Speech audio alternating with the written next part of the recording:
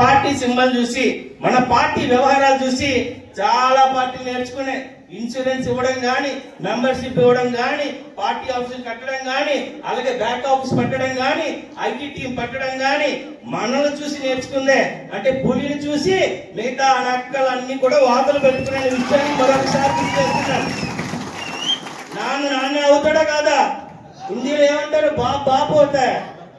Party Telugu Desam party ఖచ్చితంగా ప్రతి పార్టీకి నేర్చుకుంది మన దగ్గరే. అయితే తెలుగుదేశం పార్టీకి ఇందాక చెప్పినప్పుడు శక్తితో పాటు ఒక ఎమోషన్. ఇది పార్టీ కాదు, ఇది ఒక రాజకీయ పార్టీ కాదు, ఇది తెలుగోడు అనే పదం ఉన్న ప్రతి ఒక్కడికి ఒక సెంటిమెంట్, ఒక ఎమోషన్ అనే విషయాన్ని గుర్తు చేస్తున్నా. ఇంత గొప్ప పార్టీలో ఎన్నో జన్మలు సుకృతం ఉంటేనే ఇంతకు ముందు మీ అందరి ముందు బాహ్యాటంగా ఉండేవాడిని కాదు, పార్టీ అంతర్గతంగా పనిచేసేవాడిని. ఇప్పుడు పార్టీకి బాహ్యాటంగా వచ్చి మీకోసం, మా ఊరు నేను పుట్టిన ఈ గడ్డ కోసం రావడం, దానికి మీరు అందరూ ఆస్వాదించడం ఒక యుద్ధమే చేశాం. ప్రతి ఒక్కరు ఒక యుద్ధమే చేస్తాం. ప్రతి ఒక్కరు సైనికుడే. ఇక్కడ ఎవరు కూడా ఎక్కువగా, ఎవరు కూడా తక్కువగా కాదు. ప్రతి ఒక్కరు నాకు ఈక్వల్ అనే విషయంలోనే మీ అందరికీ, అంటే నాతో కార్యకర్త మాట్లాడచ్చు, మండల అధ్యక్షుడు మాట్లాడచ్చు, గ్రామ పెద్ద మాట్లాడచ్చు, చిన్న కార్యకర్త కూడా నాకు ఫోన్ చేసి మాట్లాడచ్చు. కానీ పార్టీకి నిబంధన ఉంది. మన లొకేషన్ కూడా చెప్పున్నారు. ఎందుకంటే రెండు విషయాలు మనం గుర్తుపెట్టుకోవాలి. ఈరోజు మాట్లాడిన వాళ్ళందరూ ఏం మాట్లాడారంటే మన వెనకబాటుతనం గురించి మాట్లాడారు, మన జిల్లాకున్న సమస్యల గురించి మాట్లాడారు. జిల్లా ఏర్పడింది పేపర్ మీదే ఏర్పడింది. ఫిజికల్ గా ఇంకా మనకు కావాల్సిన బిల్డింగ్స్ రాలా. ఆ పోరాటంలో మెజార్టీ సమయం నాది మీతోనే అయిపోతుంది. ఈ 5 సంవత్సరాలే కాదు, ఈ పార్వతీపురంకి పాతుకుపోవడానికి వచ్చాను. మరొకసారి గుర్తు చేస్తున్నా. 30 సంవత్సరాలు ఒక లెక్క, ఇప్పుడు ఖచ్చితంగా ఇంకో లెక్క.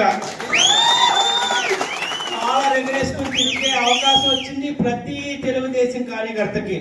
కాలర్ ఎగరేసుకునే మీరు ఏ విషయంలో భయపడిన అవసరం లేదు. ఏ నా కొడుకు వచ్చినా కానీ చెప్తున్నా,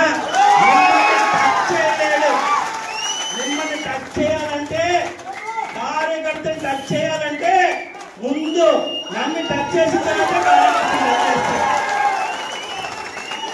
ఇది గ్యారంటీ. మీకోసం ఎంత వ్యక్తి కోసమైనా ఎంత పెద్ద శక్తి వచ్చినా గానీ నిదురుండి పోరాడి ఎదురుండి నిలబడి కలబడడానికి నేను సిద్ధంగా ఉన్నాను. ఎవరైతే నిరాశతో ఉన్నారో ఆ నిరాశని పక్కన పెట్టేసేయండి. మీ అందరికీ తెలిసిందే, లోకేష్ అన్న ఒక గొప్ప మెసేజ్ ఇచ్చారు.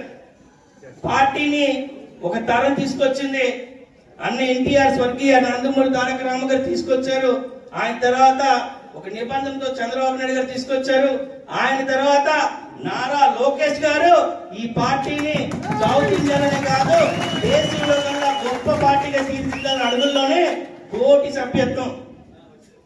సభ్యత్వం పెద్ద పెద్ద పార్టీలు 4-5 రాష్ట్రాలు 5 రాష్ట్రాల్లో పార్టీలు, ఆ పార్టీ రాజ్యాలు వెళ్తున్నా సాధ్యం కానిది తెలుగుదేశం పార్టీకి సాధ్యమైంది.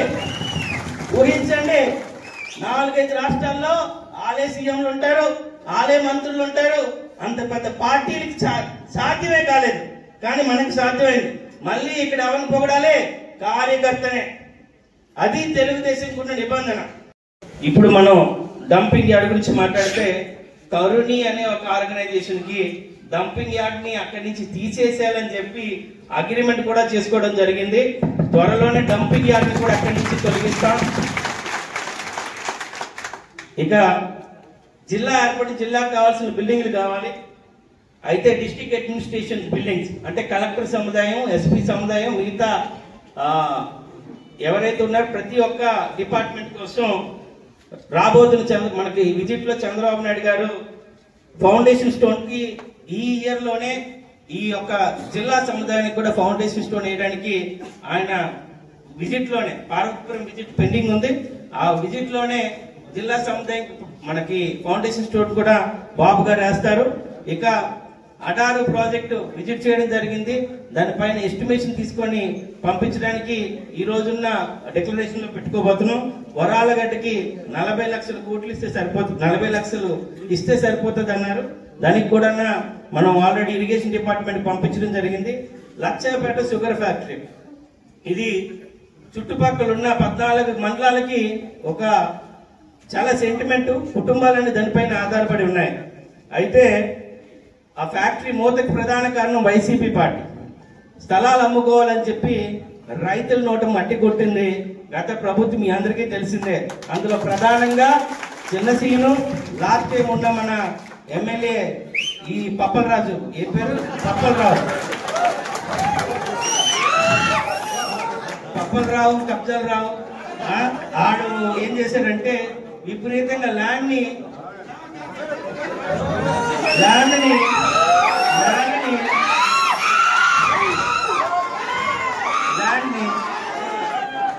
ఆ పేరు ఏముంచుదా, పప్పారావు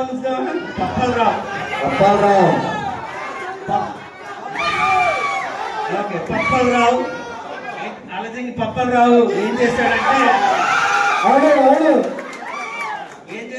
ల్యాండ్ ని విపరీతంగా అమ్ముకున్నారు. ఏదో అప్ప సొమ్ములాగా, ఆ లై సొమ్ములాగా రైతులు కడుపు కొట్టారు. ఆ పాపం ఊరికే పోదని మీ అందరికీ తెలుస్తున్నా.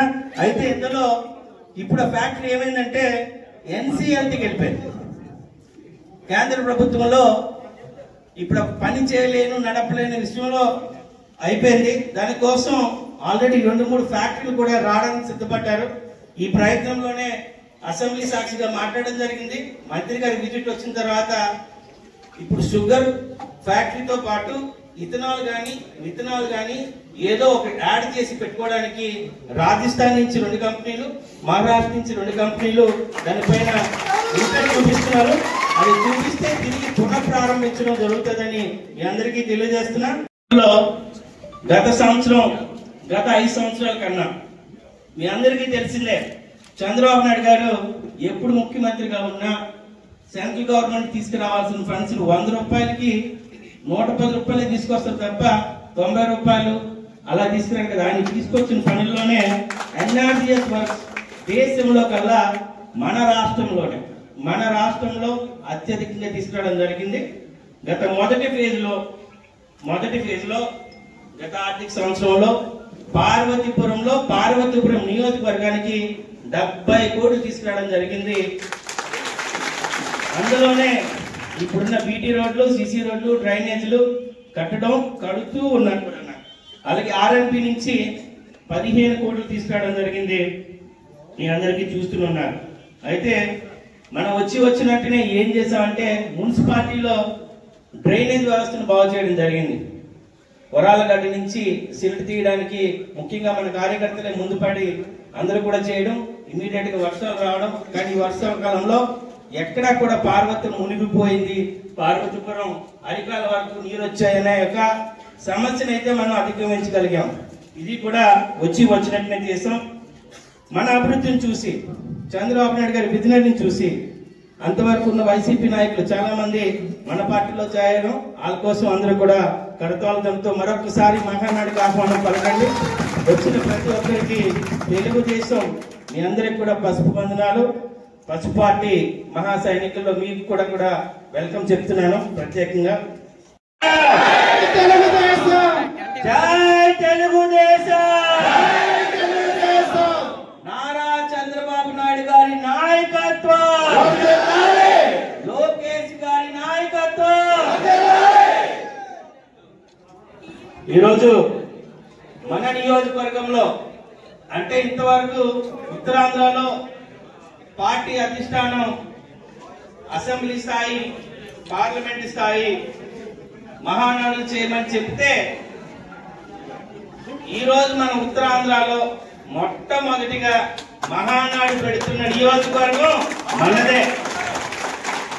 మన జెండా తెలంగాణ కూడా ఉత్తరాంధ్రలో మనమే మొట్టమొదటిది. అందరూ సాయంత్రం సరదాగా చేసుకుంటే సైనికుల కోసం మండు టండలో మనం కూడా నిలబడి భారతదేశం మన ఆర్మీ నిలబడింది.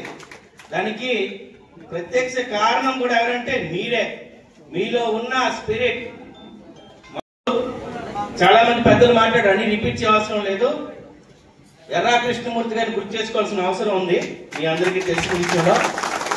ఆయన తర్వాత పార్టీ గడ్డకాలం వచ్చింది, కార్యకర్తలు కనుమరుగైపోయారు. అసలు తెలుగుదేశం కార్యకర్తలు చెప్పుకోవడానికి కూడా భయపడ్డారు. కొందరు కండువాలు వేయడం మానేశారు, కొందరు ఎలక్షన్ లో కూడా ఓటు వేయడం మానేశారు. ఎందుకు వేయడం మానేశారంటే ఇష్టం లేక. అంటే ఒక్క మాట చెప్తా, ఈ పసుపు కండువాకి ఒక తెలియని శక్తి ఉంటుంది. ఎవరైతే మెడ మీద వేసుకుంటాడో ఆయనలో ఒక నిబంధన వచ్చేస్తుంది, ఆయనలో ఒక కసి వచ్చేస్తుంది. బతికున్నంత వరకు, గుండె కొట్టుకున్నంత వరకు తెలుగుదేశంలో ఉండాలి, నీకు తెలుగు అనే ఒక తెలియని ఆలోచన ప్రతి ఒక్కరిలో వస్తుంది. ఎందుకంటే నా భార్య నిదర్శనం. తను ఏ పార్టీకి సంబంధం లేదు, అసలు రాజకీయాలకి సంబంధం ఉండదు. ఏదో నేను ఈ పార్టీ నుంచి వచ్చానని కాదు, కానీ ఆమె వచ్చిన తర్వాత ఆమె చెప్తుంది, అసలు నేనేనా, నన్ను నడిపించింది ఎవరు, అసలు ఎవరు చేశారు, అవి అప్పుడప్పుడు చూసుకొని ఇది నేనేనా అని. అంటే ఆమె ఏం చెప్పింది తెలుసా, ఆ కండువాలోని మన కార్యకర్తల్లోని ఏదో తెలియని శక్తి ఉందండి, నన్ను ముందుకు తీసుకెళ్లిపోయింది అలాగనే అని తను చెప్తున్నప్పుడు నిజమే. ఇందాక చాలా మంది చెప్పున్నారు, ఈ ఊర్లోనే పుట్టిన, ఈ ఊరికి మళ్ళీ ఒక్కడిగా వచ్చిన, వేల నుంచి స్టార్ట్ అయ్యి లక్షల మంది గుండె చప్పుడైంది తెలుగుదేశం పార్టీకి పార్వతీపురం.